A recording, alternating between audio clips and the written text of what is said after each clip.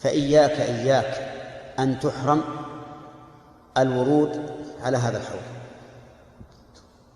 وقد وعد النبي عليه الصلاة والسلام الأنصار، وعدهم الحوض إذا صبروا على جور السلطان،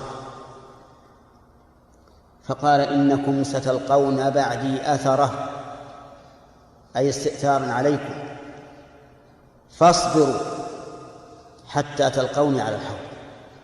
الله أكبر، وعد: اصبروا حتى تلقوني على الحوض. فيرجى لمن صبر على السلطان وعلى جوره أن ينال مثل هذا الوعد من النبي صلى الله عليه وسلم. قول الرسول عليه الصلاة والسلام للأنصار: إنكم ستلقون بعدي أثرة فاصبروا حتى تلقوني على الحوض. فنقول إنه يرجى لمن صبر